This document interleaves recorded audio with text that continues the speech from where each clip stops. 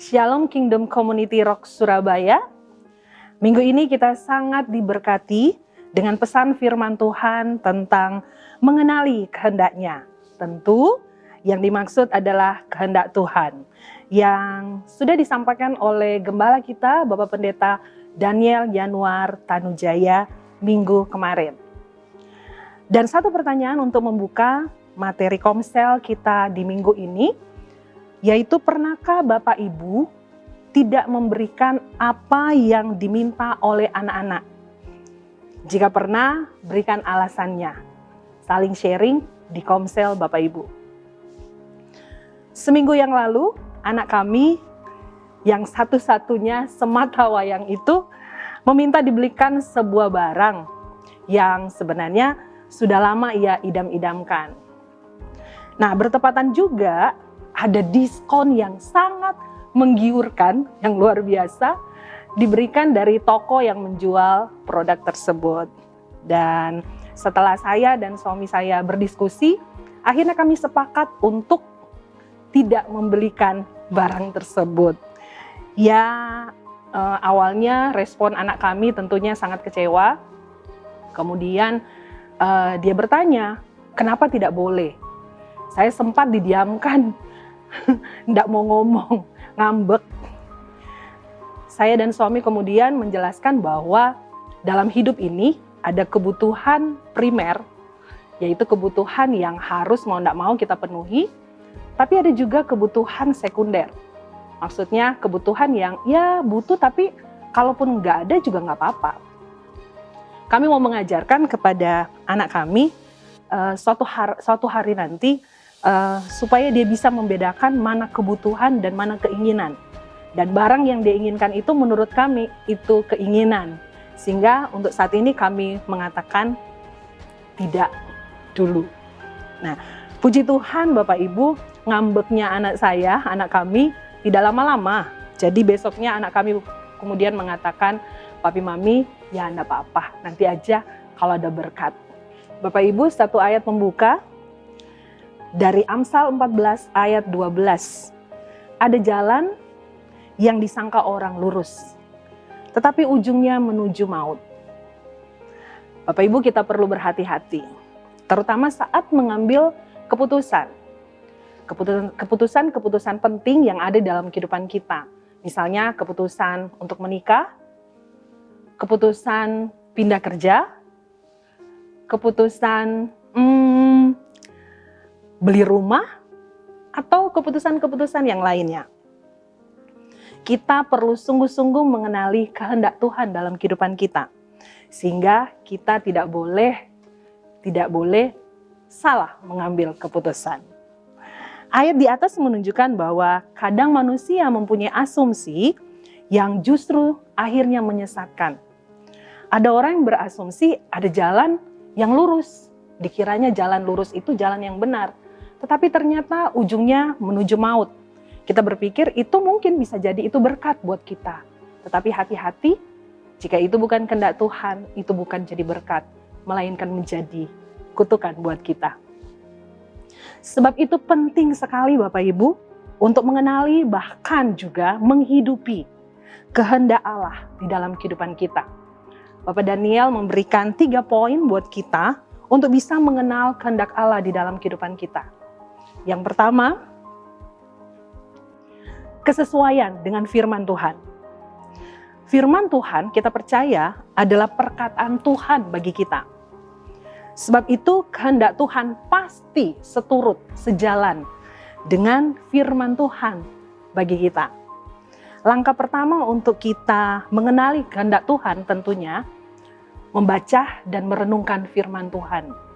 Ketika kita membaca dan merenungkan firman Tuhan, itu bukan karena paksaan, itu bukan karena didorong-dorong oleh seseorang, tetapi itu memang benar-benar lahir dari kerinduan hati kita. Kita sukacita membaca dan merenungkan firman Tuhan. Nah, Bapak Ibu, mari kita lakukan hal ini juga untuk membangun devotional life atau saat teduh.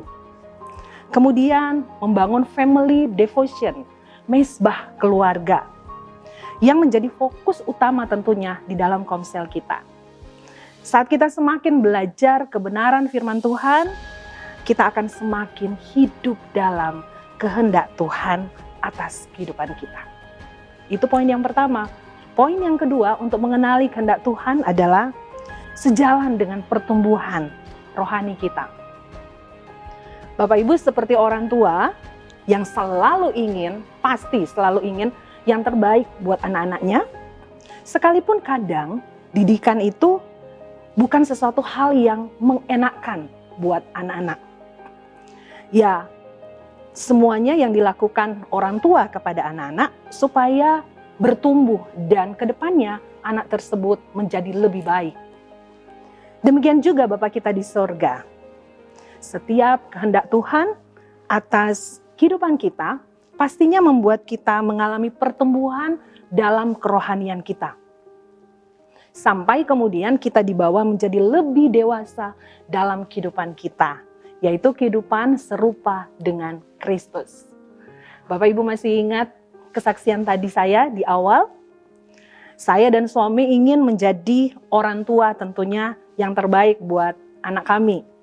Kami ingin memberikan yang terbaik buat dia. Karena itu mungkin bisa jadi kami tidak bisa memberikan materi seperti yang dia inginkan.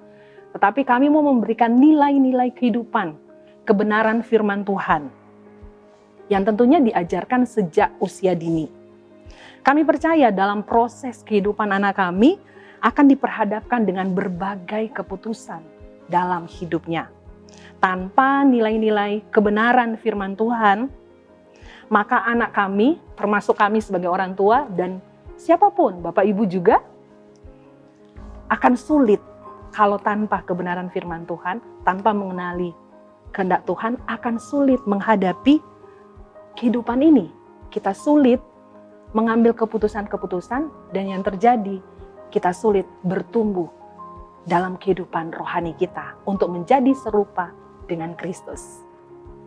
Hal yang ketiga, yang pertama, kesesuaian dengan firman Tuhan. Yang kedua, sejalan dengan pertumbuhan rohani kita. Dan yang ketiga, mempertajam fungsi kita. Bapak Ibu, setiap kita mempunyai fungsi masing-masing. Baik itu di dalam keluarga, kehidupan suami, istri, orang tua, anak, kehidupan pekerjaan, kehidupan pelayanan, bahkan di dalam kehidupan bermasyarakat. Kehendak Tuhan atas kita membuat kita semakin tajam dalam fungsi kita masing-masing. Tuhan menciptakan kita luar biasa. Masing-masing diberikan talenta. Tidak hanya talenta Bapak Ibu, kita juga diberikan karunia.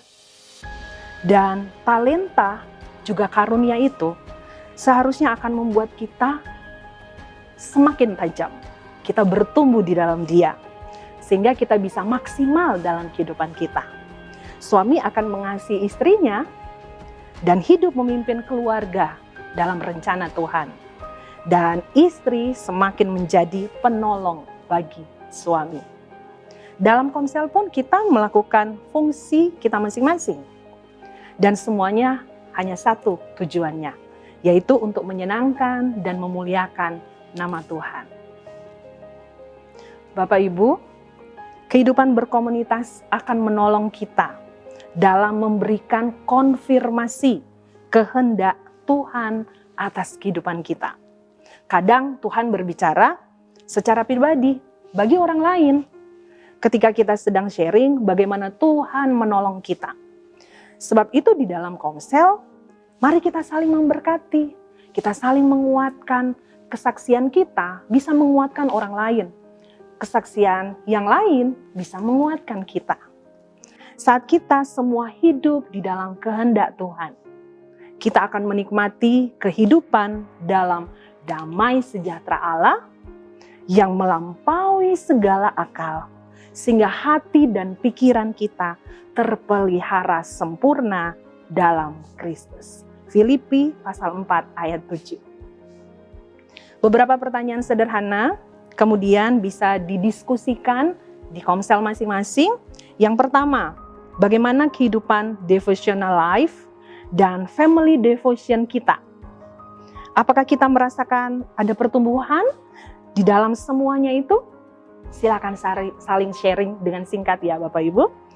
Kemudian yang kedua, apa yang kita mau lakukan dalam komsel untuk membuat karunia dan talenta kita bisa berfungsi dengan maksimal.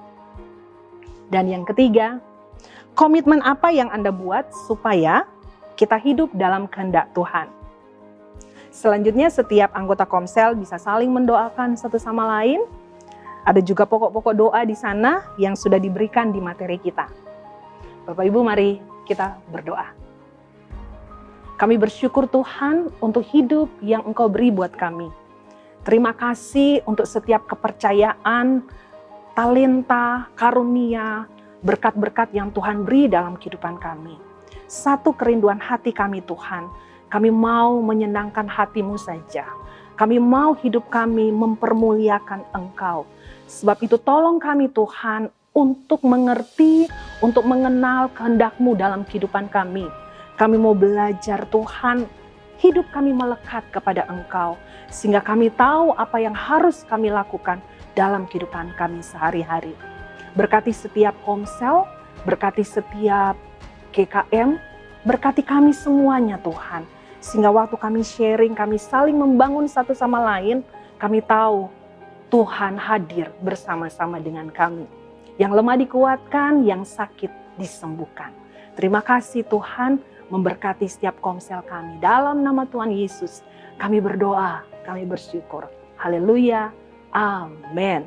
Kingdom Community, mari bertumbuh di dalam komunitas.